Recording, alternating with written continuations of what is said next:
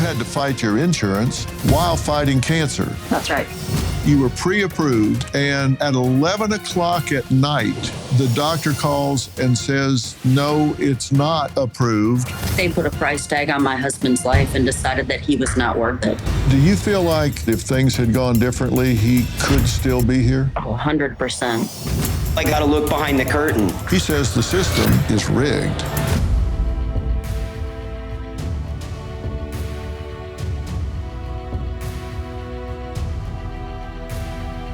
In December 2024, Luigi Manion, a 26-year-old Ivy League graduate, allegedly pulled out a gun and murdered UnitedHealthcare CEO Brian Thompson in cold blood on a busy street in New York City. Manion's alleged crime sparked a storm of anger among Americans, but many were not pointing fingers at the alleged gunman. Instead, one poll indicated that 1 in 4 people sympathized with Manion, highlighting deep anger and frustration with U.S. healthcare, a system that includes high cost, denials of care, and the perceived exploitation of patients. Angela says she knows all too well the anger and frustration people feel about health insurance companies. Just 1 year after the death of her husband from stage 4 stomach cancer, Angela says she blames his insurance company for putting profit over people and contributing to killing him. Angela, thank you for joining me tonight. Yeah, hi. Let me first say I'm very sorry for your loss. It's been just over a year now, right? Yeah, thank you. And you'd been married 22 years and you have 3 children, 19, 16, and 15? Yeah. So tell me how you're all doing. We're working through our grief, trying to process everything, trying to figure out life without him. He was a good dad. He was a good husband. He was there. He was a really good man. He was a really hard worker. He provided for this family. He made his kids and myself number one. We're still in shock. We're still trying to figure out every day, like how to process, how to live life without him. What is this new normal? Do you feel like he doesn't have to be gone right now, that if things had gone differently, he could still be here? Oh, 100%. We're in America. I mean, this is supposedly the most sophisticated country on the planet in terms of healthcare, and you guys had insurance. You blame him being gone at least partially on the treatment that you got, the mistreatment you got from the insurance company. Are you frustrated? Are you angry? How would you describe your emotions with regard to how you feel you were treated by the insurance company? In the beginning, it was complete disbelief. It was shock. I didn't think anything like this would happen to me or to our family. He was getting better. We were sent to Houston to do the next step of care that he needed. We're from Louisville, Kentucky, and his treatment was pre-approved. It was a surgery. We brought our 3 kids down there, and the night before the surgery, the surgeon called us about 11 o'clock at night and told us that it was denied. We stayed in Houston for 4 weeks fighting it. It was never approved. Ultimately, it was a doctor of gynecology that denied it completely. My husband was a male, born a male at birth, always had been a male, and he had stomach cancer. When we returned home, he immediately got sick again. The cancer had spread, and he died January 27th of 2024. Wow. So you got all the way to Houston to go to MD Anderson. You were pre-approved, and at 11 o'clock at night, the doctor calls and says, no, it's not approved. And you were going in for hyperthermic intraperitoneal surgery, which they said was experimental. In fact, this isn't a way out there procedure at all. This is something MD Anderson does on a fairly routine basis, from what I understand. Is that correct? Yes, it is correct. And you stayed there, you appealed this and stayed there 4 weeks. Were you getting treatment during those 4 weeks? No, unfortunately, the surgery that he needed to have, he was required to be off chemotherapy for like 3 or 4 weeks. And so he had to actually be off chemo in order to get the treatment. So this was pre-approved, so they stopped one treatment regimen to prepare you for another treatment regimen, then pull that treatment regimen out from under you, and you spend 4 more weeks trying to get that. So this is now 8 weeks without treatment, which allows the disease to progress while you're going through this bureaucratic fight. And the doctor that pulled the approval and denied this was not an oncologist? No. The doctor that ended up reviewing this from the insurance company was an OBGYN. Okay, so your doctor at MD Anderson felt like this would be reversed quickly and would get approved. Yeah. And that was a good faith belief on the doctor's part. They thought, hey, they won't do this. They'll let this go forward. Yeah. He said that it was pretty common to get an initial denial.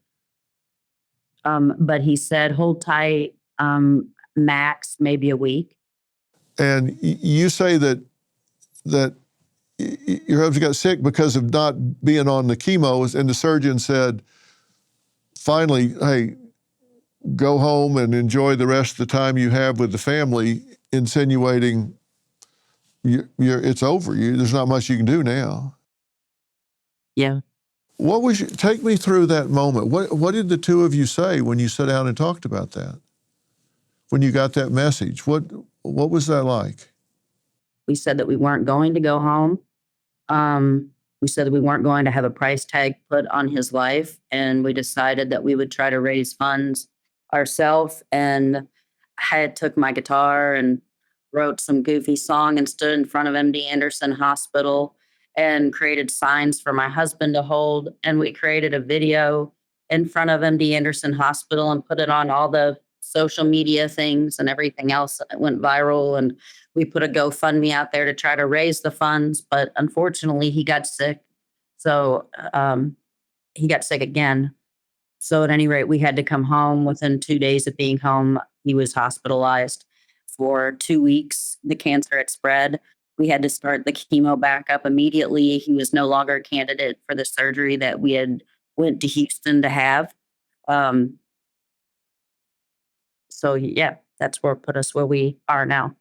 And what do you say about the insurance company? What's your bottom line on that? They put a price tag on my husband's life and decided that he was not worth it. How do your children feel about it? They don't actually like to talk about it. They don't like to think about that it could be possibly the insurance's fault that their dad died. It's just, it's too much. My youngest was 13 when he was diagnosed. They're in shock. In some ways, these kids have had to mature 10 years beyond their age and deal with things they never should have had to deal with. And in other ways, they've regressed 5 years. Wow. Well, we're going to dig into this throughout the entire show. So stay with us here as we try to figure out, really how bad this is getting across this country. I can tell you the insurance industry at large is making a lot of money, billions and billions of dollars so far this year, just in the first quarter. So stay with us. Coming up, Kay was diagnosed with breast cancer at 35 years old. She says her insurance company denied her potentially life-saving medication. We're going to find out what she had to do just to survive. Let's discuss preparedness, because we know emergencies happen when we least expect them, but instead of just taking it, we can prepare. Let's discuss Jace Case, one of your most important preparation tools. With Jace Case, you'll have emergency prescription medications on hand right when you need them. Think about it. Ever been caught off guard? Whether it's a sudden illness or a travel hiccup, the right medications can make all the difference. Jay's case is designed to take that worry off your plate. So when a minor health issue pops up, it doesn't turn into a major problem. Don't let unforeseen circumstances derail your plans or your peace of mind. Live with confidence. Take charge with Jace today. Visit jace.com and use code PHIL for a discount on your order and get emergency antibiotics on hand for the moment you need them. That's JASE.com, code PHIL, PHIL. When my sleep was off, it felt like I couldn't show up as my best self. That's why I'm so excited to share something that makes a real difference. Beam's Dream Powder. Beam is proudly founded in America and run by people who share our values, hard work and integrity, and delivering results. It's a science-backed, healthy nighttime blend packed with ingredients shown to improve sleep, so you can wake up refreshed and ready to take on the day. Dream is made with a powerful blend of all natural ingredients: reishi, magnesium, L-theanine, apigenin, and melatonin. Beam has already improved over 17.5 million nights of sleep, helping people across the country wake up and feel their best. Here's the deal. Beam is giving my listeners the ultimate Patriot discount of 40% off. Try their best-selling Dream Powder and get up to 40% off for a limited time. Go to shopbeam.com/Dr. Phil and use code Dr. Phil at checkout. That's shopbeam.com/Dr. Phil and use code Dr. Phil for up to 40% off. Support an American company, invest in yourself, and start getting your best sleep tonight. When Kay was just 35 years old, she learned she had breast cancer. Kay says that while she was ready to fight, she never imagined she would be battling with health insurance companies for 10 years. Now, Kay, thank you for being here. You've had to fight your insurance while fighting cancer. So you've had to do a two-front battle here. What was your lowest point in this whole thing? I think there is no lowest point because, quite frankly, the battle keeps on going on. And I think every time I submit a claim, I feel really uncomfortable because I'm not sure if it's going to be paid. Every time I have a new medical procedure, I'm never sure if it's going to be, denied. And so I'm constantly under the threat, really, of not knowing whether or not my medical care is going to be covered. You had a claim with UnitedHealthcare for cancer medication, right? And it was $6,200. Was this turned down? It was. It was turned down for about 8 months until we resolved it.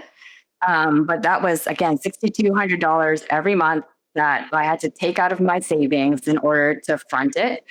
I was completely, I guess panicked would be the word. I was absolutely panicked that I didn't have enough money, and yet I could not take the risk that should they deny me, that I wouldn't be paid back, but I also would be without care. So it was just a risk that I had to take for me and my family. But there was no question about your diagnosis, correct? No, I'm stage 4 metastatic breast cancer. It's considered a terminal disease. So absolutely no question in anybody's mind. All right. And there was no question that you were seeing a licensed, registered physician? Absolutely none. And there was no question that that's what your physician prescribed?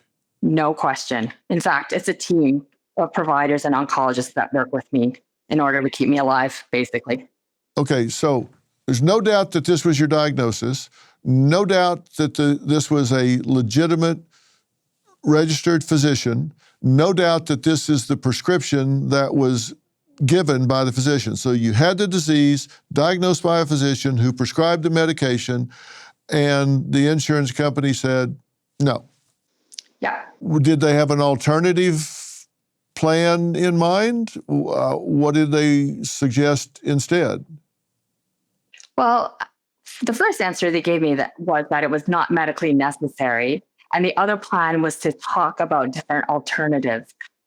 Why I find that probably troubling is I didn't know that that was an insurance company's job, is to educate and make medical recommendations. They don't know me. I don't know them. They don't have my medical records. And so I found this particularly troubling that they would want me to pursue alternative treatments when they aren't my provider at all. So that's The person that was saying do some alternative treatment, they didn't see you. This wasn't an insurance company physician. no. This was an insurance company physician denying me, but But they didn't see no. you. No. They didn't examine you. They didn't look at your lab reports or draw blood or look at your scans or anything of the sort. They just said, from where we sit, we just think you should do something cheaper. Yep. I don't know if it's cheaper, but that's my guess. They just said it's not medically necessary. Okay, now you paid $50,000 out of pocket for the treatment, correct? That's right. And if you hadn't had the $50,000, which I'm sure put a huge burden on you financially, I don't know very many people sitting around with $50,000 to spare. You were fortunate enough that you had that socked away somewhere, somehow. Then you needed a PET scan, right? Yeah. This is again a year later with my current insurance. Okay, and Angela's listening to this. I mean, you were listening to her story with her husband needing something as well. They approved it and then yanked it out from under him, but at least they waited till 11 o'clock at night when they had gone all the way to another state to get it done. So now you have another insurance company, you need a PET scan, and that's not exactly experimental. That was denied? Yep. That was denied in October of last year. Okay, now listen, I've spent a lot of time in the healthcare delivery system. A PET scan, this is a standard of care in monitoring disease progression. So you weren't getting these every other day, right? This was just in the ordinary monitoring of your disease. Why was it denied? Again, the answer they gave me was that it was not medically necessary. But as you just mentioned, it's absolutely necessary, especially someone with stage 4 metastatic breast cancer. This is part of the treatment plan, is to make sure that the circulating tumor cells are not spreading. So I do this about every 5 months or so, just again, make sure that the treatments are working and the cancer is not out of control. Right, because they want to see if it's metastasized and gone to some other organ or gotten into your lymph nodes or whatever. So that was denied. Okay, It was so denied. tell me where you stand now today. I have appealed that denial twice. I think my own oncologist was shocked that the medical director held his denial for a PET scan. She fought for just a chest CT and an MRI as an alternative. They declined that as well. So I had to go back to my employer and ask them to advocate for me. In the meantime, I had appealed at the state level to the Attorney General. I went to the Municipal Health Board. I filed an ethics complaint against Evacor and Cigna. I've reached out to not-for-profits like Cancer Care to get advocacy. And finally, I had it pushed through. And once I got my scan, I found out that I had a metastasis to my liver. I'm so sorry to hear that. How long was it delayed? It was delayed about 2 months.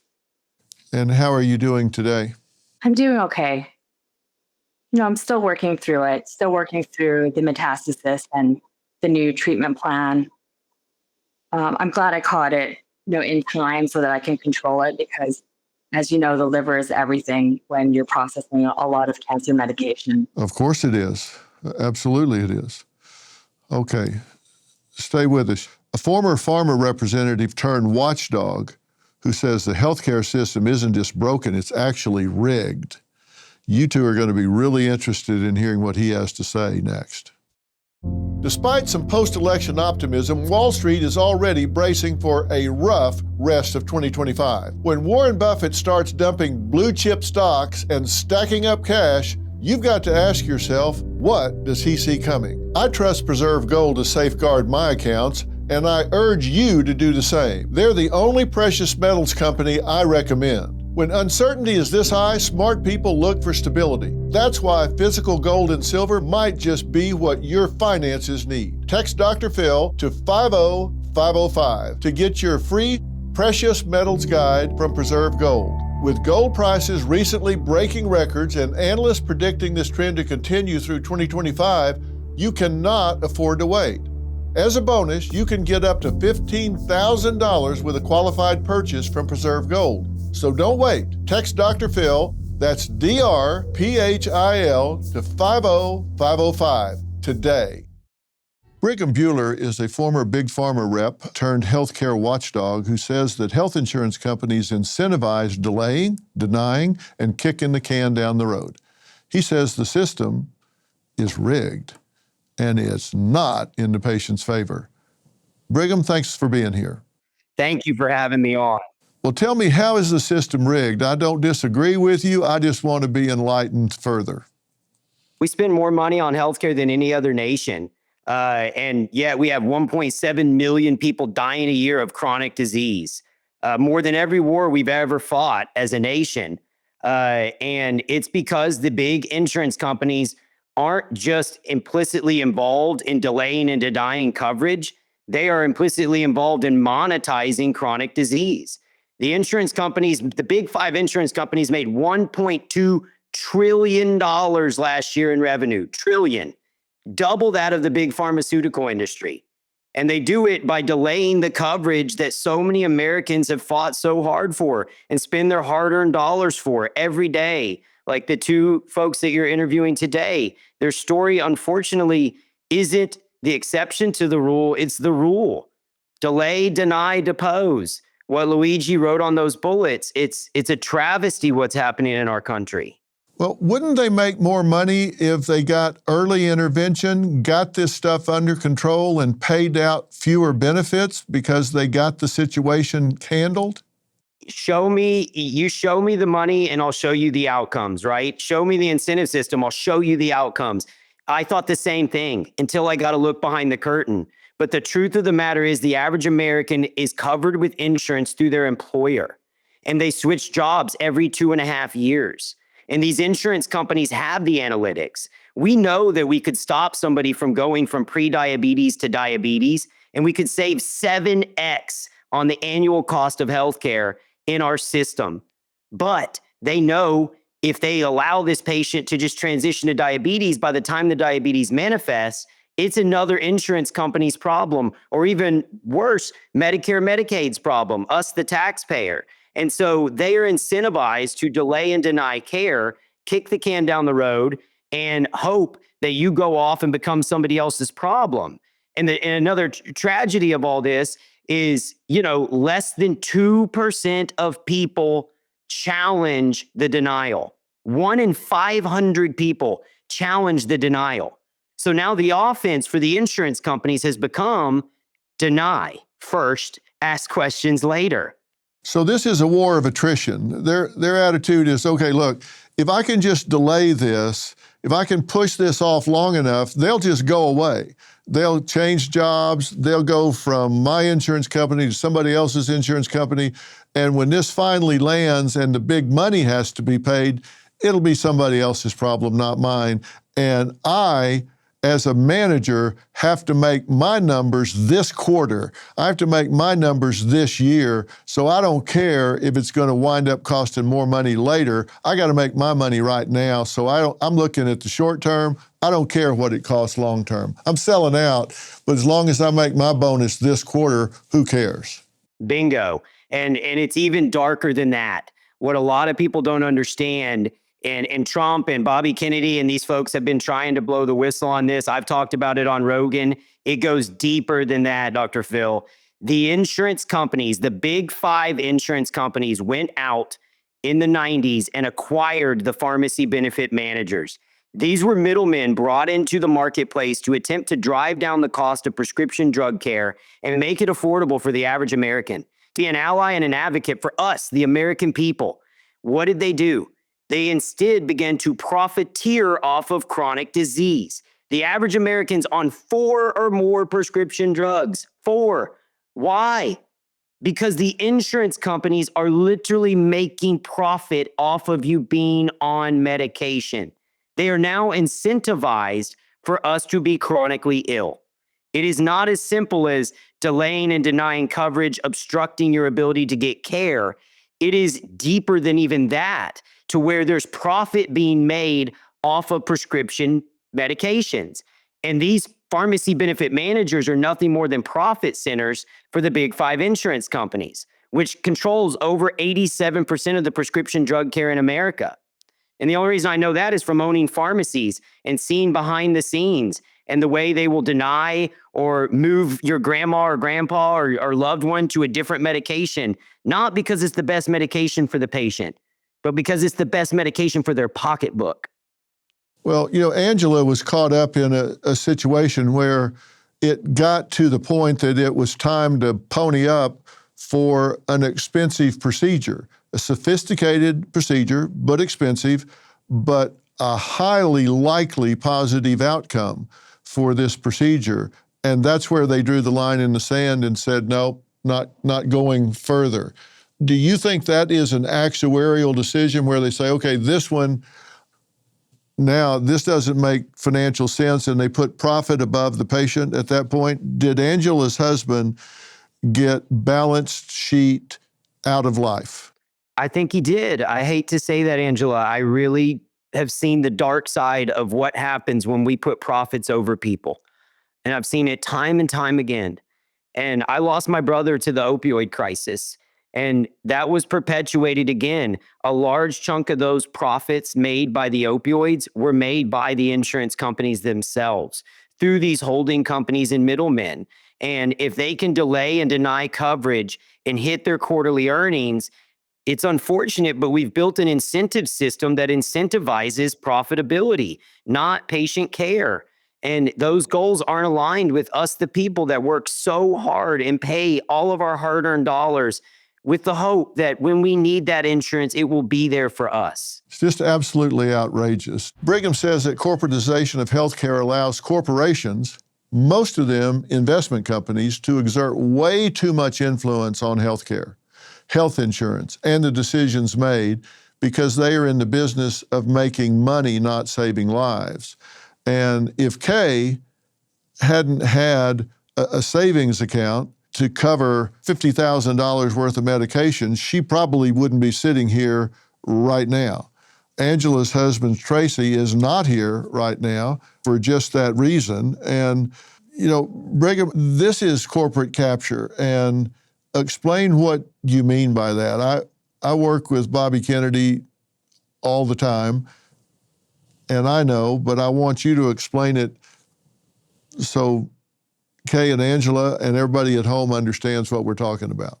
It's front to back throughout our entire healthcare system, right? And if we are incentivized and profiteering off of chronic disease, and there's so much money being made off prescription drug care, and it is a large chunk of the revenue stream of these insurance companies because they were allowed to go out and corporately capture these pharmacy benefit managers, these middlemen that were originally put in place. And so these entities, the pharmacy benefit manager, were put in place in the 80s to drive down the cost of prescription drug care, to be an ally and an advocate for us, the American people. Once they were captured by the insurance companies, rather than driving down the cost of prescription drug care, they begin to collude with Big Pharma to drive up the cost of prescription drug care. And don't take my word for it. Look at the Senate and its investigations into these things. They found that roughly 30% of the cost of insulin increase in the United States was because the pharmacy benefit managers, which are nothing more than your insurance companies, were monetizing your chronic disease. Out of the last 11 heads of the FDA, 10 have gone to work for industry. These are checks and balances put in place to protect the American people. And throughout the process, these institutions have been captured all the way to the hospital systems. Many of the hospital systems and pharmacies themselves and primary cares themselves have been gobbled up and captured by these insurance companies and by big industry. And so if I'm a primary care in America, I can't make a living anymore. And you can't get to the root cause of chronic disease because you have 6 minutes on average with a patient to uncover the root cause. And you can't do anything in that time, not to mention you can't do a deep dive. And both of these, both of the folks we're talking to today, are battling cancer and have fought the battle with cancer. There are tests out there that allow us to screen for cancer 7 years in advance and test it at stage 0 with stunning accuracy. But those tests aren't available in the marketplace in America, not because they don't work, but because the insurance companies don't want to pay for them. There's no money in prevention, is what we're saying. And this has been known for a long time. And I spent a lot of my career in behavioral medicine, and we know that stress, for example, is a trigger for a lot of diseases, both bringing them on and exacerbating the diseases. If you can teach people to manage stress, you can lower the incidence and the progression of disease. But do companies and insurance companies pay for that, pay for stress management, pay for stress training? No, they don't, because there's no money in it. There's no way for them to monetize that. And so disease prevention just doesn't make sense because it doesn't make money. And what you're saying here is they make money. The more we have sick people and the longer they are sick, the more money is being made by the medical monster. I mean, whether they're making it on insurance, whether they're making on treatment, whether they're making on pharmaceutical agents, the longer more people are sick, the more money they're making. That's basically what you're saying. No, you're spot on. And I know Bobby's attacking our food system and the broken, corrupt food system. And as we peel the layers of this onion back, who owns that food system, right? A lot of the food was captured in the 80s by Big Tobacco, and Big Tobacco began to take its same old offense that it ran in the tobacco industry and move it to the food industry. And we pivoted to ultra-processed foods that are low in nutrients, but high in profits, I testified in front of the Texas Senate this past week and explained to them an ultra-processed food from one of these manufacturers has a 50% profit margin versus healthy food like eggs or any of these more nutrient-dense foods have about a 10 to 15% profit margin. But it also perpetuates and fuels the chronic disease crisis, which is then monetized by the same folks that own all these companies. Yeah, and it all just comes down to the old saying that we started with back in the Watergate days: follow the money. One doctor says he left his practice because he and his patients were being scammed by health insurance companies. We're going to hear what he has to say next. Dr. Bill Hennessy worked as a board-certified physical medicine and rehabilitation physician for 25 years. Now, Bill, you got out of that. You didn't like all of the tactics that health insurance companies use to avoid giving care to patients. You just got tired of messing with it, true? It's very true. Four-word definition of an insurance company: collect premium, deny payment. Yeah. And the tactics that these insurance companies use, we've been talking about them, but they use to delay and deny claims is one, requiring prior authorization. They may deny if it's not medically necessary, confusing the policyholder with fine print, requesting unnecessary or excessive information, repeatedly assigning new claims adjusters, and then finding some little error that was not right, and so you got to start all over again. It's like putting them in a maze where there's just no way out. You had to deal with it as a caregiver, provider. Patients had to deal with it as patients. It can be overwhelming sometimes. I mean, Kay and Angela have both faced it and dealt with it. You've come up with a way to help patients navigate this. Tell us about that. Yeah, so if we look at what the industry is doing on purpose, they want all of us as patients to be frustrated and confused. Those are the two words. They want, therefore, us to be left feeling hopeless and helpless. Therefore, we open up our wallets and they don't have to pay. So when the average family of four is paying $2,500 a month for health insurance, plus a $6,000 per person deductible, the insurance companies, that isn't just revenue, that's 100% profit. just about all the time. And so I've owned a physician billing company. I've founded a price transparency company, and then an advocacy company so we can do it all. And over time, I've figured out how to get people the care they deserve, either through insurance or, in Kay's case, we don't know what the real price of care should have been. She paid $50,000. Maybe it was only worth $22,000, for example. So my company, Careguide, is putting the care back into healthcare, where we are helping people know where to go and what to pay ahead of time, or we're resolving high-cost hospital bills afterward, and we do help with these insurance denials. You say that federal law requires insurance companies to publish pricing information. Pricing for what? What do they have to disclose? Both health insurance companies, commonly known as Blue Shield, United, Cigna, and Aetna, as well as 5,700 hospitals in this country, are supposed to publish pricing. They don't, except for cheap stuff. The more expensive the care, for example, cardiology or oncology, they deep six it. And that's on purpose. They don't want the public to see it. They want to have their competition see it. And no one's putting it in check. But it is under the direction of Health and Human Services, HHS, where if laws were enforced on the book for price transparency mandates, we would get to a point where we can separate care from insurance and have pricing known. But as long as they're getting away without any fines or jail time, trust me, the illegal return on investment's higher for the insurance companies and hospitals. They're going to keep going to get away with it. Okay, we got to take a quick break, but I got an important question for you when we come back. Bill says that denials can be overturned by submitting a different diagnosis or billing code, which highlights the complexity of the system.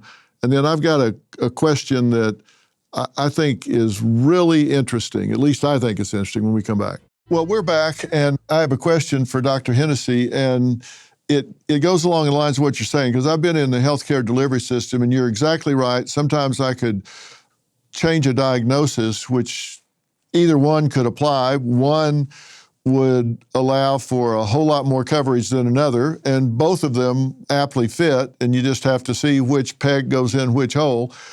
But I've seen with hospitals that somebody would get a hospital bill, and it might be $110,000, and they can go into the administrator or the billing people and say, well, look, I don't have insurance. And the bill would be $110,000 if they had insurance, and $17,000 if they don't have insurance. Now, how do they get away with charging 8 or 10x if you have insurance and a more reasonable price if you don't? Right, so you're punished for having insurance. Great statement, Dr. Phil. So I want you to think of the hospital as a castle. It has a moat around it. And there are 4 alligators in that moat. And their names are Blue Shield, United, Cigna, and Aetna. You have to do business with them to get to the castle. So they collude to make profit. The stock shareholders of the 4 publicly traded insurance companies need the price of care to go up, because under the Affordable Care Act, you're allowed to keep 20% for admin and profit. 80% must be spent on clinical. So it becomes painfully obvious that it's better to have 20% of $200 billion instead of 20% of $100 billion. So there's plenty of collusion to say, aha, this person has insurance. Let's play the billing coding game and make sure we get to both make more money. Yeah. And if I don't have insurance, then look, here, just give me this and get out of the way, because I got much bigger fish to fry. That's true, but listen, I want everybody watching to understand under the Affordable Care Act, there is one silver lining. It's called IRS 501R. Nonprofit hospitals have to give back free and discounted care. That's to people making more money than Medicaid, but not enough for an overpriced publicly traded carrier plan. So 100 million people, in my estimation, qualify for free or discounted care. So always speak to the financial counselor of the hospital. So for example, family of 3 making 53,000 or less, it's free care. Wow. Unbelievable. We'll be right back. We reached out to Angela and Kay's insurance companies for comments, and Angela's health insurance, Blue Cross Blue Shield of Illinois, did not respond to our producers, but made this public statement in regard to her husband's case. Quote, "We are committed to increasing access to safe, appropriate, and effective health care based on the best available information and research." End quote. Kay's health insurance company, Cigna, made the following statement. "When patients face illness, they look to us to help them during a difficult and vulnerable time. We strive to do our best to ensure that each person gets the appropriate care as quickly and easily as possible. We fell short for Miss Sue. We have discussed this with her and apologized for how we handled her care. We take our responsibility to patients seriously, and we always work to improve how we support them." End quote. Well, there you have it. We're unfortunately out of time, and I want to thank Angela, Kay, Brigham, and Dr. Hennessy for joining us. And Dr. Hennessy has some tools you can use, and with his permission, I'm going to put links to all of that on our website here at drphil.com and on merittv.com. So you can go there and click on the link and get to his site, which can help you navigate. I suspect save you a lot of money and a lot of heartache. And thanks to you at home for finding us here at Merit TV. We will have even more information about tonight's show, as I say, on our website. So make sure to log on to drphil.com. All of you guys, thank you for sharing your stories. I think it will touch a lot of people's lives. I wish you nothing but the best. Good night and goodbye. Thank you.